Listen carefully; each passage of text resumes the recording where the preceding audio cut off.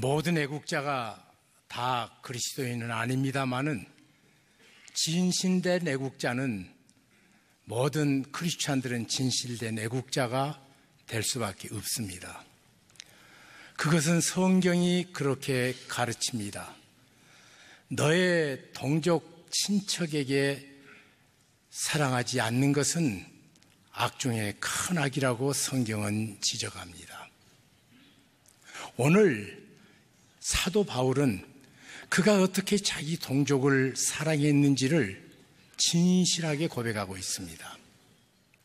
로마에 있는 성도들에게 어떻게 그리스도께서 우리의 구세주 되심을 하나하나 논술하기 시작했습니다. 그리스도 밖에 있었던 나를 어떻게 그리스도가 나를 대신해서 십자가의 형벌을 당하심으로 하나님의 그 큰 사랑을 우리 앞에 보여주셨는지를 그는 계속 편지 써가고 있습니다. 자기가 예수 그리스도 안에서 살았던 그 구원의 감격이 멀리 떨어져 있는 로마 성도들에게 동일하게 같이 누리고 느끼고 있다는 사실을 몸전 채로 감격하면서 그는 이처럼 큰 소리로 외칩니다. 누가 능히 하나님께서 택하신 자들을 고발하리요? 의롭다 하신 이는 하나님이시니 누가 정죄하리요? 죽으실 뿐 아니라 다시 살아나신 이는 그리스도 예수시니 그는 하나님 우편에 계신 자요 우리를 위하여 간구하시는 자시니라. 누가 우리를 그리스도의 사랑에서 끊으리요? 환난이나 공고나 핍박이나 기근이나 적신이나 위험이나 칼이라. 기록된 바 우리가 종일 주를 위하여 죽임을 당케 되며 도살할 양같이 여김을 받았담과 같으니라. 그러나 이 모든 일에 우리를 사랑하시는 이로 말미암아 넉넉히 이기느니라. 내가 확신하노니 사망이나 생명이나 천사들이나 권세자들이나 현재일이나 장래일이나 능력이나 높음이나 깊음이나 다른 아무 피조물이라 할지라도 우리를 우리 주 예수 그리스도 안에 있는 하나님의 사랑에서 끊을 수가 없느니라. 큰 소리로 승리의 개선가를 그는 부르고 있습니다. 이 구원의 감격의 정점에 그가 서서 그 구원의 감격을 가슴에 담고 이 구원의 감격 밖에 있는 한 지점을 바라봅니다. 그것은 이스라엘 자기 동족들입니다. 그에게는 모든 것을 객관적으로 다 가졌습니다. 그런데 저들은 하나님께서 그처럼 구약을 통해서 많은 선지자들을 통해서 보내주신 구원자 예수 그리스도로 말미암은 구원을 누리지 못하는 사실 앞에 그는 말합니다. 내게 큰 근심이 있다. 내게는 도무지 끊어지지 않는 고통이 있다. 고통도 어떤 때는 왔다가 물러가고 왔다가 물러가는데 이 고통만은 끊어지지 않는 내 생애의 가장 최대의 고통이다. 여러분, 왜 본인 자체의 그 엄청난 구원을 갖고 감사 감격으로 끝나면 될 인생이 그렇지 못한 주변을 바라보면서 그처럼 안타까워해야 됩니까? 그것은 사랑 때문입니다. 우리는 인생 살아가면서 내 자체로는 성취도 했고 많은 것을 가져봤고 그리고 내 인생 안전도 누리고 있습니다. 그랬던 그분이 어느 날 사랑하는 자식이 고통을 받으면 그 부모는 자식의 고통보다 10배 100배 아파하면서 자식의 손해를 뼈가 저리도록 잠을 자지 못하는 고통을 당하면서 끝까지 그 고통을 함께 누리는 사랑. 이 사랑을 자기 민족을 향해서 사도 바울은 가지고 있었습니다. 사도 바울만 그랬습니까? 아닙니다. 그 앞서서 하나님의 사람 모세, 하나님께서 기적으로 애굽의 그 거대한 역사 강국인 군사력을 뚫고 10번의 재앙을 통해서 하나님께서 해방을 선포시키십니다. 그런데 그 다음에 놓아준 바로는 그것이 아까워서 대군을 몰고 이스라엘 백성을 죽이려고 들 적에 그들은 홍해 앞 바다에 가로막혀서 뒤에 공격에 오는 애굽의 대군을 맞이했습니다.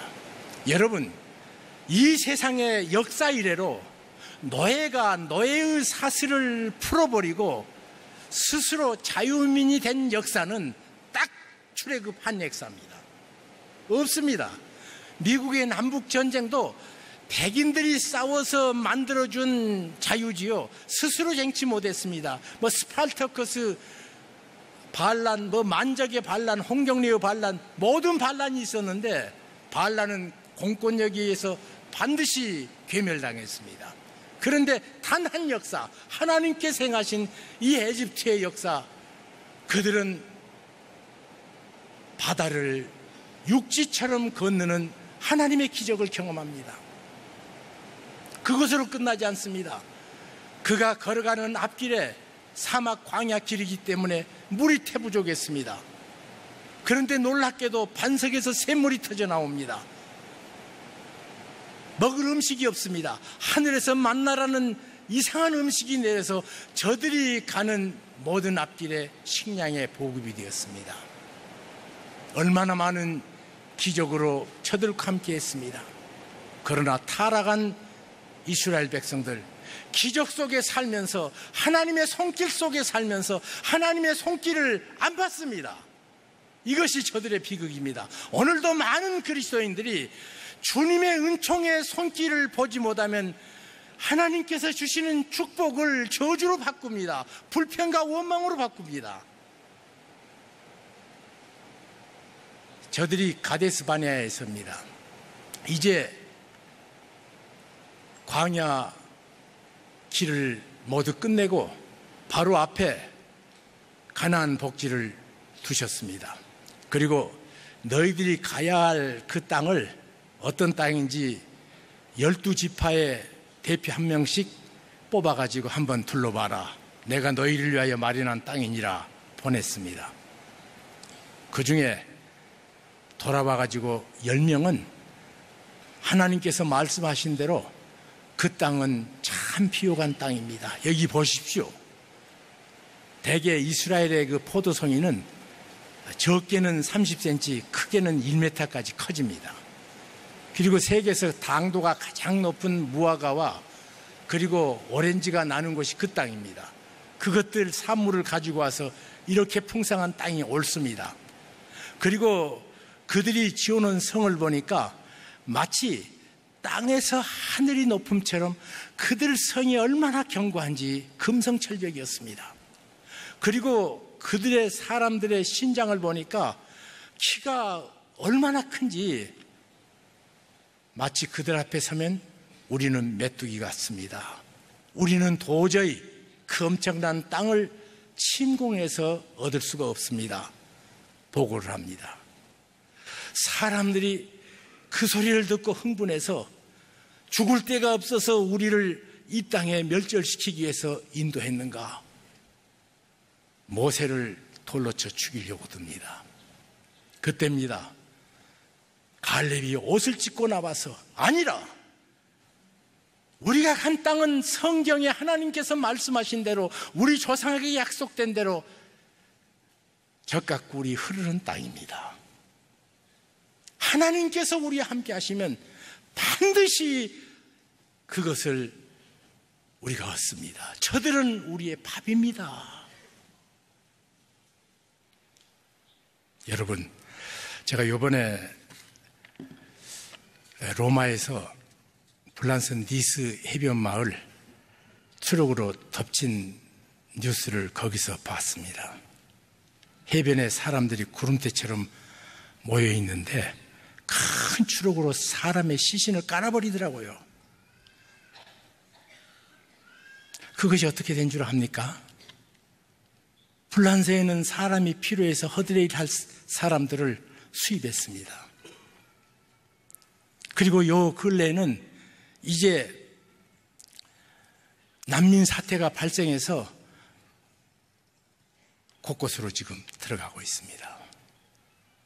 그런데 저들을 실컷 부려먹고 그리고는 불란서 사람, 유럽 사람들이 배관시했습니다. 자기들끼리만 삽니다. 가보면 전부 우범 지역입니다. 마약, 도박, 또 매음 이것으로 꽉 찬 도무지 비참해서 볼 수 없는 슬럼가들이 곳곳에 산재해 있습니다.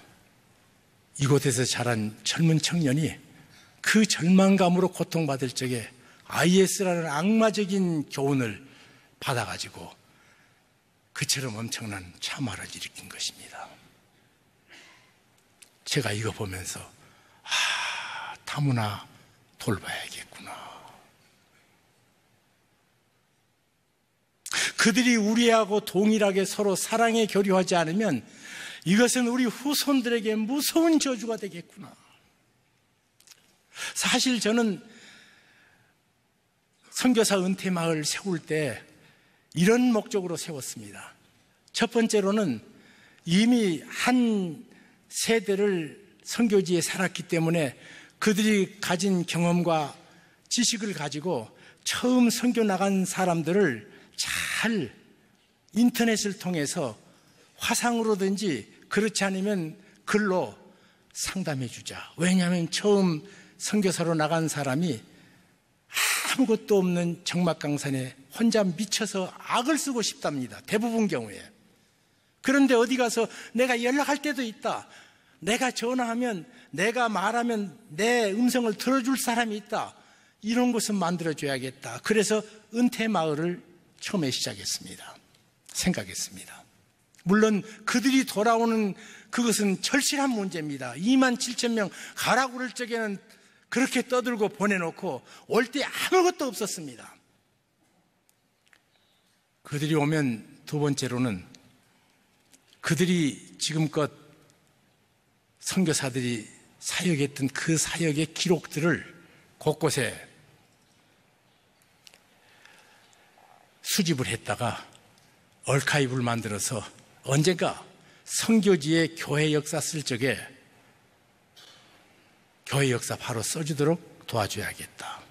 왜냐하면 우리 대한민국의 교회 역사 1885년부터 지금까지 대부분의 역사는 서양 선교사들이 이곳에 와서 선교했던 기록들을 본부에 보고했습니다. 그 보고서를 가지고 조합해 쓴 것이 우리 역사입니다. 교회 역사. 그런데 한국 사람들은 유독 기록을 안 남기니까 해놓고 나면 우리가 일했던 것이 없어지는 그거보다 그 나라 선교 역사가, 교회 역사가 기록이 안 됩니다. 그래서 두 번째로 그것을 모두 모아놓는 어카이브 만들어야겠다. 이렇게 두 번째 생각했습니다. 세 번째로는 이 사람들 선교사들이 2만 7천 명 나가 있는데 각종 사고가 계속 납니다. 방글라데시 할 것 없이 또 지금도 선교 현장에 가 있어서 고통받는 선교사들이 참 많습니다.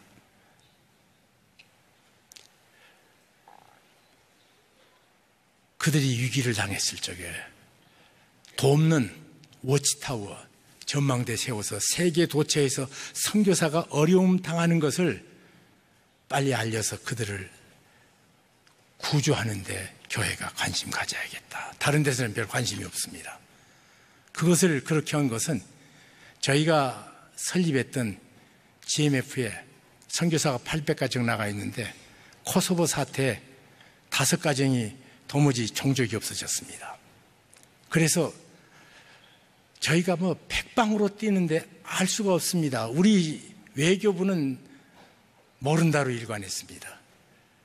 국제 위클립하고 OMF 또 수단 인테리어 미션 이런 선교단체들이 서로 연락했습니다. 그리고 유엔을 움직여서 유엔에서 그 사람들을 찾아줬습니다. 한 열흘 후에 찾았는데 이 사람들이 간신히 몸만 빠져나왔지 여권도 없으니까 여권 없는 몸 죽은 몸이란 말이에요.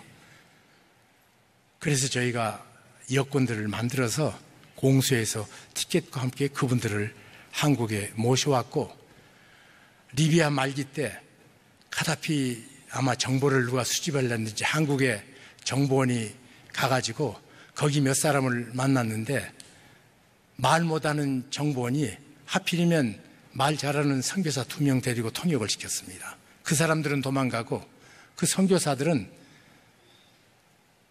정보원에게 잡혀가서 죽을 지경까지 고문당해서 자살까지 시도했습니다. 우리는 몰랐죠. 잡혀있는 것만 알죠. 그래서 저희가 졸라대서 이상득 의원이, 당시에 이명박 장로가 대통령이었기 때문에 대통령 형님이 왔다는 것 때문에 카다피가 만나줘서 2번째 가서 구해왔습니다. 근데 저희처럼 이렇게 능동적으로 구할 수 있는 데가 있는가 하면 그냥 보내놓고 속수무책인 데가 그렇게 많아서, 이제는 우리 선교사 마을에서 세계 곳곳을 늘 보면서 위험지구와 그리고 사태가 일어나면 경보를 울리는 일을 하자. 이 일을 3번째로 하려고 그랬습니다. 4번째로는 우리는 그곳에다가 기도처소를 만들어서 기도하고 싶은 사람은 24시간 돌아가면서 기도의 불을 끄지 않는 예배당이 되어야겠다. 이런 4가지 목표를 세웠습니다. 그런데 우리는 다 우리를 위한 것이었는데요, 하나님께서 우리를 위해서 놀라운 것을 마련해 주신 것입니다. 다문화 가정이 옵니다. 대화가 안 됩니다. 저들의 문화도 모릅니다. 그래서 곳곳에 지금 비극적인 일이요, 신문이 안 나와서 그렇지, 말 못해서 우리가 모두 그들의 소리를 못 들어서 그렇지, 엄청난 비참한 일이 200여만 인구가 몰려왔는데 그곳에서 지금 계속되고 있습니다. 저희가 가평군에 선교사 은퇴 마을을 내겠다고 하면서 군수에게, 여기는 다문화 가정을 경험한 선교사들이, 그리고 그 나라 말을 할 줄 아는 사람들이 이곳에 온다고, 그러면 이분들로 하여금 그 사람들을 잘 섬기고 다스릴 수 있을 테니까 허가내달라고 그랬습니다. 주변에 반대하는 사람들이 많아가지고 민원까지 있었습니다.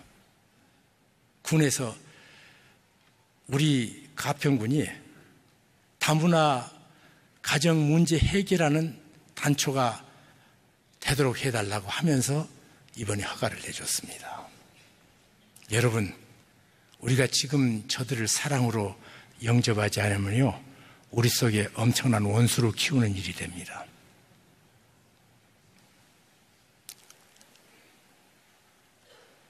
추록을 몰고 해운대로 돌진 않는다고 아무도 장담 못합니다. 제가 전국 여러 곳을 이 은퇴마을 짓는 것 때문에 돌아다니면서 헌금을 받습니다. 원리는 간단합니다. 한 달에 한 끼씩만 우리 주님께 드리자. 10,000원 드리자. 좀 잘 먹자 말이지. 그래서 10,000원을 3년을 계속하는 사람 200명이 모여지면 집안채가 됩니다. 그러니까 마음이 없어서 못하지, 마음 있는 사람은 누구든지 할 수 있는 금액입니다.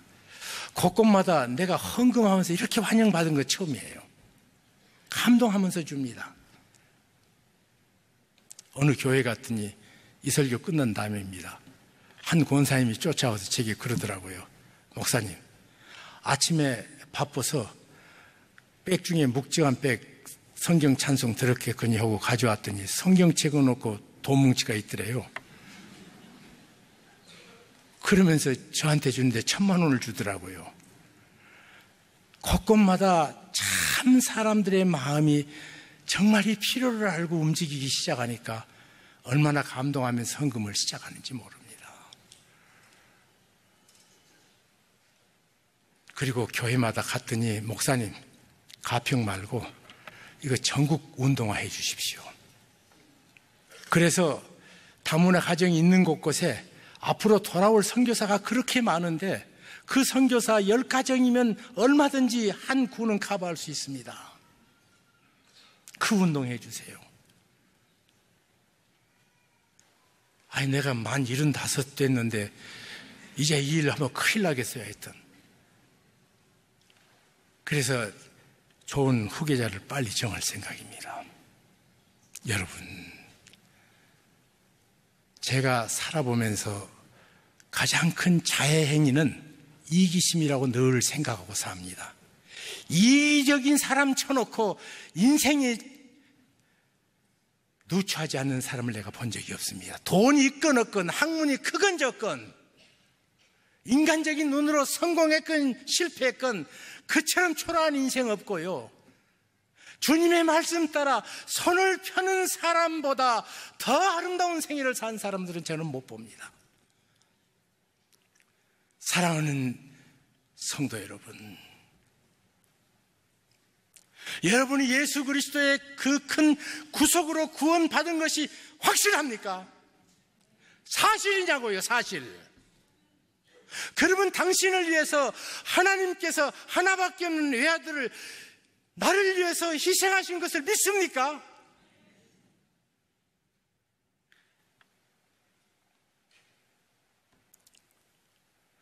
그 사랑 앞에 섰다면 우리는 내 친척, 권력을 위한 사랑의 시선을 가져야 됩니다. 제가 좌파들도 잘 안 믿는 것은요, 남북 나눔 운동 같이 만들었습니다. 같이 돕자고 그랬습니다. 스테이트먼트도 잘 만들고 프로그램도 잘 짰습니다. 막상 돕고자 하니까 이론가들은 다 도망가더라고요. 그리고 아무 보면 이 사람 이래겠는가 하는 평범한 성도들이 도와서 사실은 북녘땅 돕는 것의 70%는 그리스도인들이 돕고 있습니다. 왜 그들이 손해 날까요? 제가 고베 지진 때 한국교회 부름으로 젊은 청년 300명 데리고 고베 지진에 동참한 이래로 지진과 재난 지역을 늘 돌아봅니다. 거기 보면 90%가 크리스찬입니다. 무슬림도 그렇고 어디 가도 그랬고. 나는 사회 동포주의인 공산주의자다가 거기 와서 돕는 거 한 번도 못 봤습니다. 말 잘하는 사람들이 돕는 것 한 번도 못 봤습니다. 오직 그리스도의 사랑, 빚진 자라고 생각해서 어떻게 이 사랑의 빚을 내 주변의 통족들에게 갚을까 하는 사람들에 의해서 진정한 하나님의 역사는 계속됩니다. 광복 71주년. 그냥 예배 한번 드리고 끝나겠습니까? 이 나라를 하나님께서 기뻐하시던, 그래서 그것을 연구하고 평생 연구하고 살면서 만들어낸 마하트마 간디, 그 사람은 예수 믿는 사람도 아니라는 말이에요.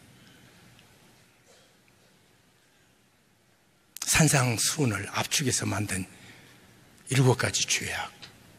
그 중에 우리들은 말하면 정치하는 놈들 이루고 만단 말이지.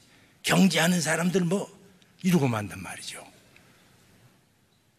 우리들은 하나님의 백성입니다. 그의 거룩한 구속으로 구원받은 우리입니다. 그렇다면 이 민족을 향해서 여러분은 뭘 희생하십니까? 희생 아닌 것은 사랑 아닙니다.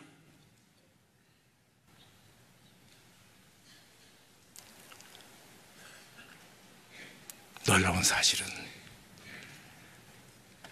희생할 때마다 나를 위해서 희생하신 사랑의 그리스도 십자가가 늘 보입니다. 이런 은혜가 우리 모두에게 임해서 대한민국 건국 100주년 때는 통일한국으로, 그리고 세계를 섬기는 하나님의 자녀의 영광이 드러나는 나라가 되기를 주 예수 그리스도의 이름으로 축복합니다.